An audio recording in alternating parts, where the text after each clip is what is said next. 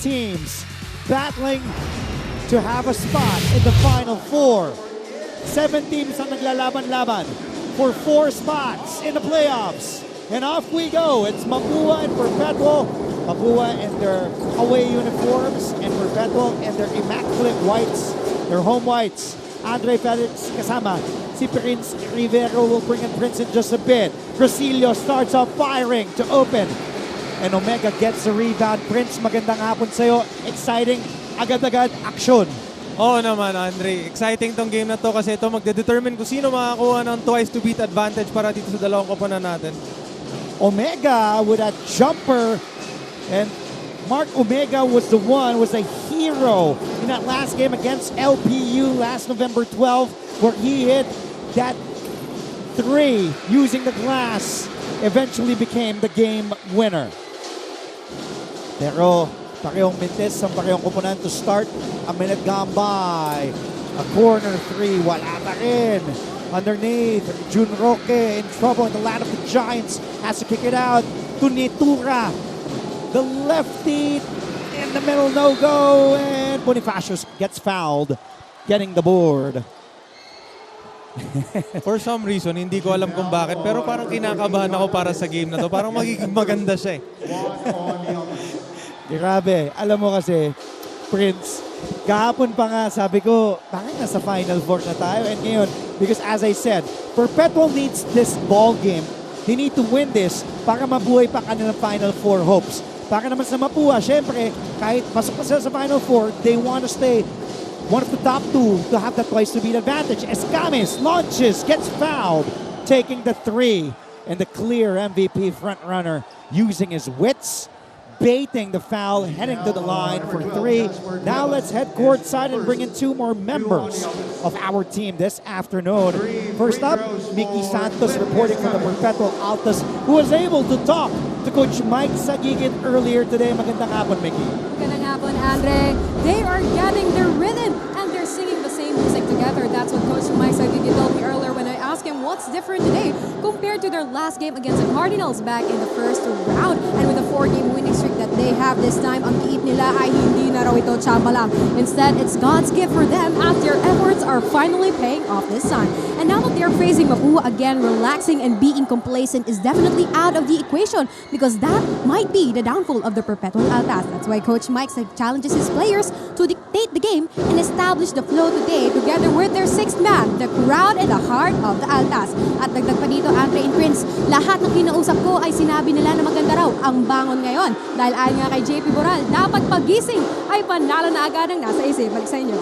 Maraming salamat, Mickey, for that extensive report on the Altas. Yes, prevailing over the LPU Pirates last November 12, 81-80. Perpetual is now the hottest team in the second round, winning 4 straight. Escamis ahead, blows the layup, rebounded by the Altas. And here they go. Still hasn't scored. Roque off to Omega.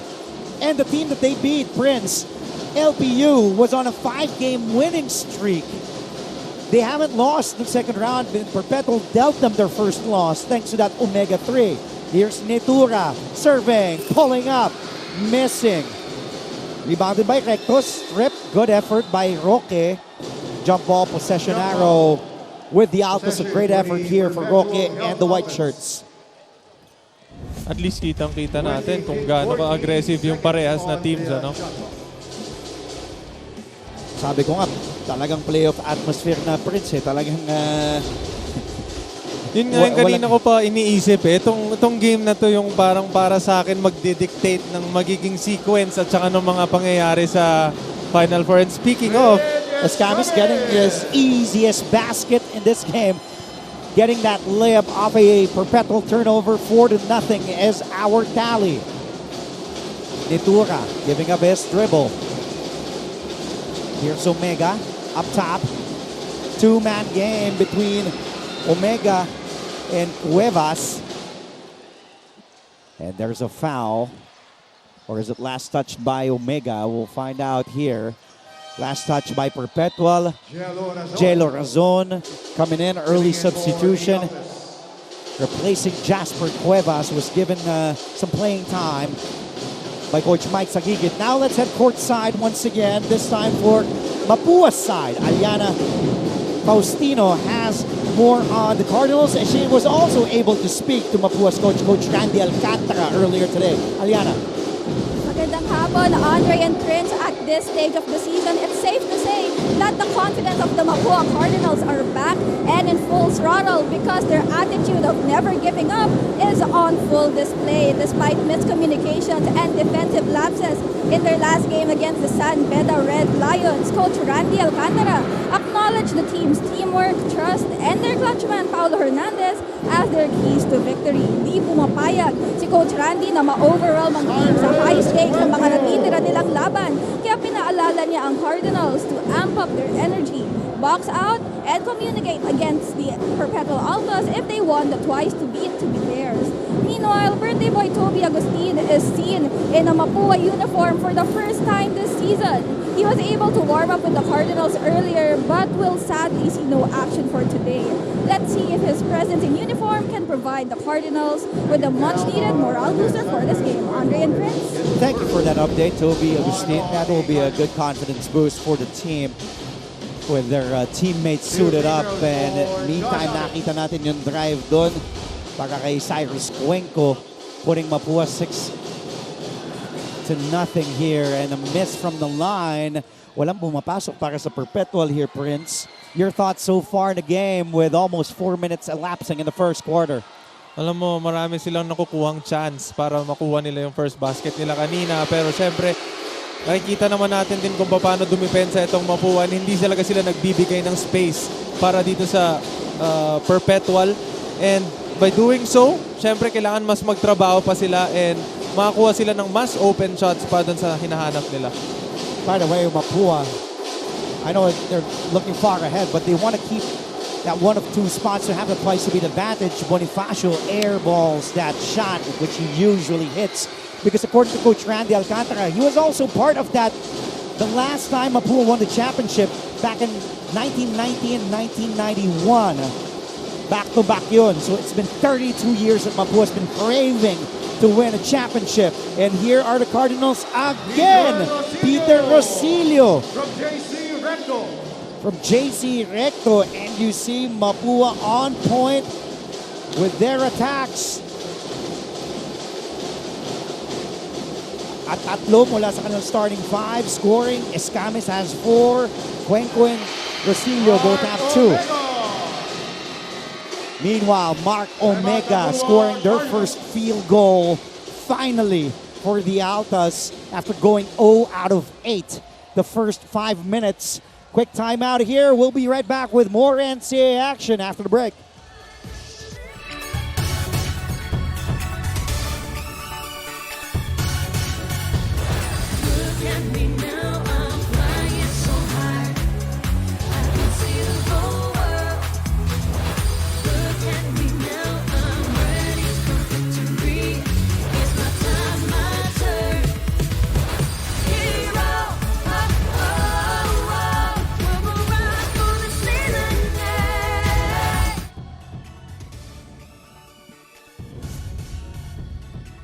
And just to paint everybody a picture of how competitive and how intense the race to the Final Four is in Season 99, take a look. Mapua still the number 1 team in 15 games, 12-3, but that spot isn't safe. They'll be facing Perpetual today, and then they still have 2 more games, Arellano and JRU. LPU, right behind them, will face San Sebastian, Arellano and San Beda. Benil will face San Beda today, then Letran, then EAC. JRU won yesterday against EAC. He will face San Beda and Mapua. San Beda has arguably the biggest schedule, heaviest schedule, Prince. Kasi ang remaining games in San Beda against Benil today, against JRU, against LPU, and then against Letran. And then Perpetual against Mapua today, against EAC, and then against San Sebastian. And then EAC lost yesterday to JRU, but still have the Perpetual Altas and the Benil Blazers. Just to paint you a picture. And then San Sebastian, Arellano, and Letran all out officially of Final Four contention. The reason I gave you the remaining games and the remaining teams that these 7 teams will be facing is because 7 ang may chance pang makapasok ng Final Four. From number 1, Mapua, to number 7, Emilio Aguinaldo College. Now, If Emilio Aguinaldo College loses their last 2 games, Perpetual and Benil, they're officially out because they have 8 wins and 8 losses. So they have to get to 10 wins. Dahil yun ang parang magic number ngayon. JRU has 10 wins and 6 losses. Ganun kakomplikado. Yes. Pero tulad nga ng sinabi nila, kailangan mo lang talaga ipanalo lahat ng games mo kung gusto mo pa magstay para magkaroon ka ng chance doon sa Final Four. Eto Prince, tanong ko ha. Mapua is number 1, 12 and 3. Perpetual is number 6, 8 and 7. Of course, if you're the Altas, you want to win today. You want to win against EAC. You want to win against San Sebastian. Get 3 wins to get that number 11. 11 and 7 ka magtatapos. Mapua naman, on the other hand, 12 and 3. Safe na yan, Final Four, but they want that twice to beat. My question to you now is, kanino mas may pressure dito sa team na kailangan namin makapasok ng Final Four or yung gusto ng twice to beat? Para sa akin, sa tingin ko, yung gusto ng twice to beat. Kasi para sa kanila, gusto nila i-secure yung spot nila doon sa twice to beat na yon para mas madali somehow para sa kanila yung papunta doon ng finals. And syempre yung preparation mo pag twice to beat ka, yung pressure para sa'yo is mas less compared mo doon syempre sa may gusto na manalo and tanggalin yon from you guys.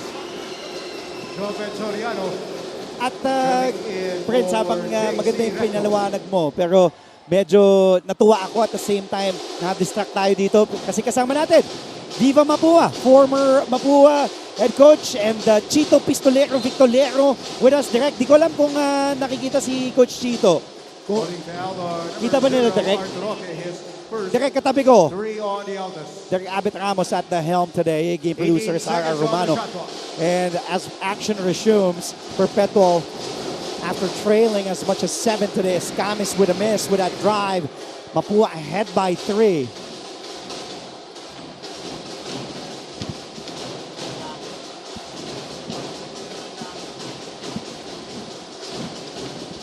Netura. The drive, dangerous pass, but last touch by a Cardinal. Dead ball situation. Kailangan makuna na kapugian ni Chito Victolero, direct.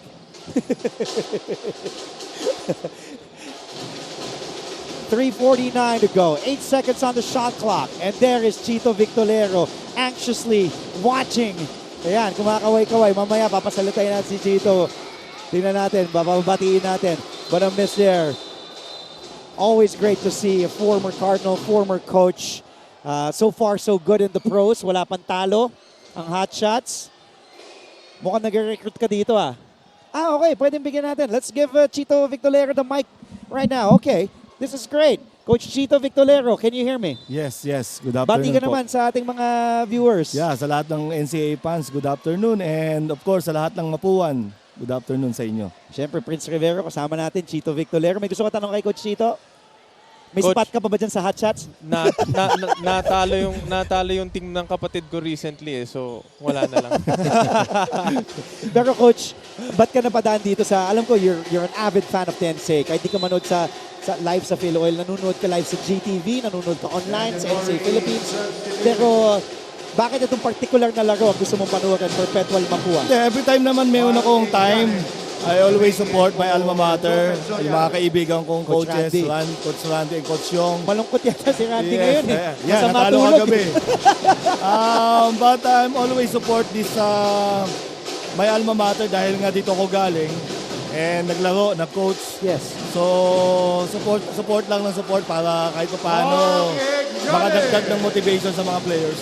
Samantala, that was a good basket inside para sa Mapua. Coach, yung thoughts mo on ganda ng pinapakita nitong Mapua. Of course, led by MVP frontrunner Clint Escamis. Nasabi mo, bataan pa lang, nakikita mo na as we take a look at display action itong Perpetual. Razon will launch this three. Hold that thought, Coach Chito. Omega has it. But so far, ano masasabi mo dito sa ganda ng tinatakbo ng season ng Mapua? 12 and 3. Makalaban nila Perpetual today, Arellano next, and then JRU. Yeah, we give emphasis on the defensive end. We always have that mindset to play defense, and that's our system. Together with Coach Randy and Coach Yong, we try to give emphasis on that defense. That's right now we're limiting the Perpetual under. I think that's 5 points only, In the last 7 minutes, we limit Perpetual to 5 minutes. So they do a good job on the defensive end, plus their hustle and effort on the both ends of the floor. Galing ha. Coach Chito, timeout muna tayo. Score is 10-5 in favor of the Cardinals. Stay tuned, only here to GTV.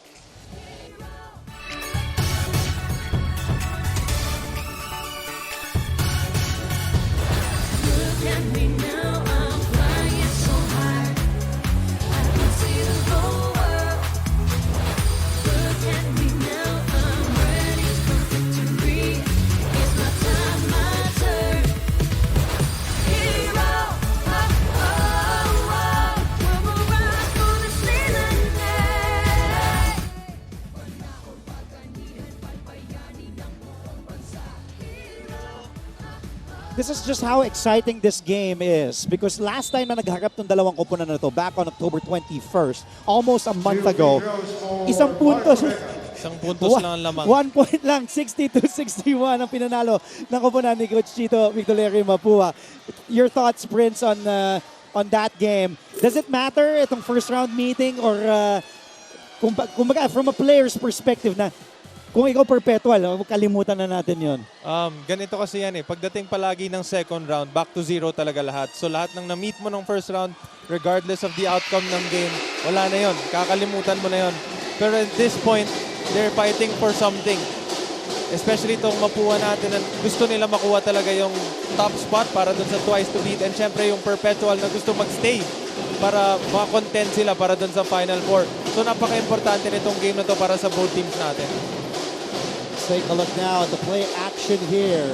Igodalo to Igliane. Short on that trip. Coach, bago ka namin pakawalan and to let you enjoy the game, ano pang gusto mong sabihin? By the way, ang dinraft nyo na si Joaquin Bonifacio is on the floor. Ano kung gusto mo pang sabihin bago kita, before we let you go and enjoy the game, Coach? Yeah, I just want to congratulate the NCAA MANCOM committee and also the whole NCAA organization dahil sobrang ganda ng mga games eh. Ako nanonood talaga ako and hindi mo makita kung sino magdo-dominate. Talagang every time ang ganda ng always close game, very exciting games and yan yung NCAA. That's why madaming mga bata dito ang napupunta sa PBA eh. Tayo mga stars, kind of, diba? Oo, stars. So, I think yun lang sa lahat po ng fans ng NCAA. Keep on supporting and keep on watching the NCAA.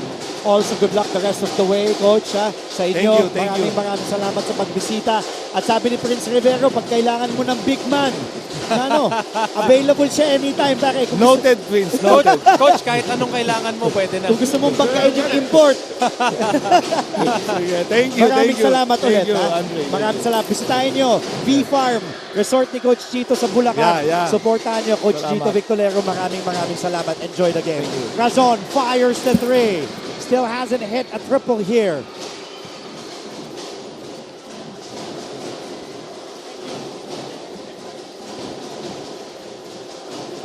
Here's Abis. And Perpetual. Still down 4 though, Prince. Kahit medyo struggling sila from the field. Itong Perpetual Altas, just 1 out of 15 from the field, just 6.7%. Prince Rivero, but you're just down 4. Again, nabanggit nga ni Coach Chito kanina na they're trying to limit itong Perpetual ng mababa na point dito sa first quarter natin kasi yun talaga yung system nila, yung defense. And I think they're doing a really, really good job on that. And syempre may halong malas na din dahil nakita ko naman na marami silang attempts na open naman talaga and hindi lang talaga nahuhulog. Pero again, papasok ulit tayo dun sa numbers. May percentages yung mga yan teams natin and eventually aabutin nila yon. So, who knows, di ba? Malas ka ng first quarter, may second, third, and fourth pa para habulin yung score. Jopet Soriano at the line. Gets 1 out of 2 from the free throw stripe. Back in October 21st, Mapua was just 4 of 11 from the free throw line. That's something that they have to work on, especially when the games get closer. Barkuma launches that 3. Oh, like a wrestling match down low. Two players falling to the deck. And it will be a double foul. It will, Alam mo, isa yan sa mga inaabangan ko sa games. Yung mga double fouls, yung... Kala ko yung wrestling match. Part na rin yun kasi syempre, the mere fact na may ganong mga instances sa game na to, makikita mo doon na sila parehas gusto nila talaga lumaban. Hindi lang para doon sa spot nila underneath, but syempre to grab the ball. And hindi lahat ng players masasabi mo na meron silang grit na ganong klase to the point na hindi sila papayag na maunahan sila sa spot nila. Pero isa din sa mga gusto mo yan eh. Yung ganun eh. Ay oo, syempre. Kasi ang tawag nila dyan, intangibles. Ano, Yan yung mga naman. bagay na hindi lahat ng player gusto ginagawa. And that's something na sobrang kailangan ng isang team. Meron kang isa, dalawa, or tatlong player na ganun. Enforcer, bruiser, if lahat kaya ng ganun, bakit hindi, diba? Pero kailangan ng team yung mga ganong klase ng players. Alam mo ba, pinag-usapan nga namin din yan as we see Barkuma stepping on the gas in a foot race. Sayang everything but the layup for Peter Van Barkuma. But he blew by everybody on that last play. Razon gets it back for the Altas. Here's Jello. He will pull it back out. Back to Razon. Nunez will give Razon a screen. Razon slowing down, wanting to go to Bocal. But last touch by Soriano or was it Cuenco? Last touch the basketball. Possession still with the Perpetual Alta. 7 on their shot clock. Clint Escamis being injected back into the 5 here by Randy Alcantara.